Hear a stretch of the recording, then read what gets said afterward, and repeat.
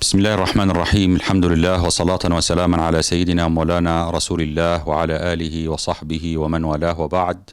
فإني أحيي كل مسلم يتخذ موقفا ضد الإساءة للقرآن الكريم بوصفه كتابا إلهيا، كلام الله سبحانه وتعالى الذي نزل به جبريل على قلب النبي محمد صلى الله عليه وسلم، متضمنا هدايات الوحي الشريف على مر التاريخ. قال الله تعالى: أعوذ بالله من الشيطان الرجيم، بسم الله الرحمن الرحيم: وأنزلنا إليك الكتاب بالحق مصدقا لما بين يديه من الكتاب ومهيمنا عليه.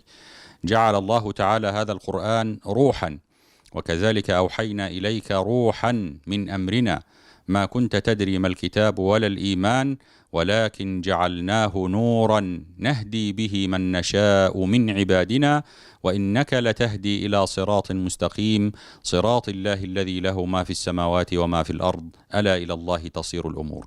الإساءة إلى القرآن الكريم إساءة لكل الأنبياء وإساءة لكل الكتب السابقة، فالقرآن الكريم ذكر الأنبياء، والإسلام يعتبر الإيمان بجميع الأنبياء جزءا من الإيمان ومن حقيقة الإيمان، ومن كفر بنبي واحد في عقيدتنا الإسلامية فهو خارج عن الملة. آمن الرسول بما أنزل إليه من ربه والمؤمنون كل آمن بالله وملائكته وكتبه ورسله لا نفرق بين أحد من رسله.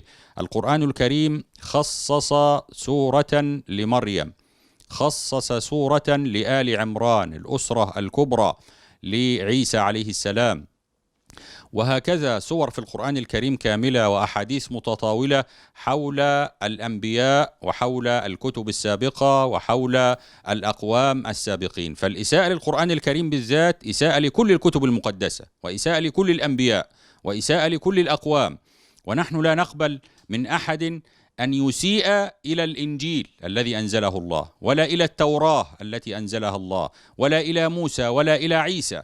فنحن الأمة الوارثة، الأمة المسيطرة المهيمنة التي آل إليها حصاد الوحي الشريف من خلال هذا الكتاب المقدس. فكل مسلم مطالب بأمرين: الأمر الأول أن يكون له موقف من الإساءة للقرآن الكريم، والأمر الثاني أن يكون له موقف عملي يترجم اهتمامه بالقرآن وحبه للقرآن، قراءة للقرآن، إتقان لهذه القراءة، تعليم للقرآن، تدبر للقرآن، مدارسة للقرآن، تدبر، استشفاء، استهداء، تحكيم، تعليم، تربية، نشر هدايات القرآن. هذا هو الرد الحقيقي والعملي على الإساءة للقرآن الكريم وعلى الإساءة لرسولنا صلى الله عليه وسلم، بنشر سيرته، بتدارس سنته، بتعليم أقواله وهداياته عليه الصلاة والسلام.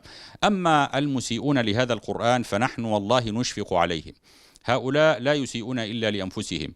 والله تبارك وتعالى قال لرسوله صلى الله عليه وسلم: إنا كفيناك المستهزئين.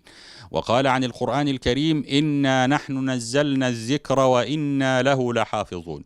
بالإضافة إلى أن الإساءات الغربية في دول أوروبا على وجه التحديد للقرآن الكريم هو تهديد لأمن هذه المجتمعات، ونحن لا نرضى أن يكون المجتمع الأوروبي على طريقة غير آمنة، لأن فيه مسلمين وفيه أناسا كثيرين وفيه شتى الملل والنحل، فإشاعة السلم والهدوء والأمن الاجتماعي في هذه المجتمعات هو مطلب إنساني لكل الملل ولكل النحل. فهذا الذي يحدث الآن ليس من صالح أحد وليس في صالح أحد.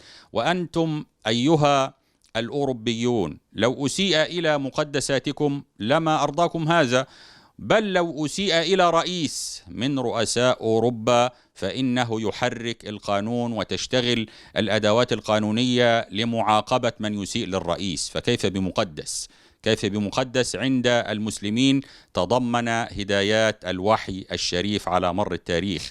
فالرشد الرشد، والعقل العقل، والحكمة الحكمة في التعامل مع المقدسات، وبخاصة مقدسات المسلمين. فنسأل الله تبارك وتعالى أن يهدي هذه البشرية إلى الرشد، وأن يكتب لها الخير، وأن يهدي هؤلاء الذين لا يعرفون قيمة القرآن الكريم، وندعوهم من خلال هذه الوسيلة وهذه الأداة إلى أن يقرأوا القرآن ويتعرفوا إلى القرآن وإلى رسول الله صلى الله عليه وسلم. أقول قولي هذا وأستغفر الله لي ولكم، والسلام عليكم ورحمة الله وبركاته.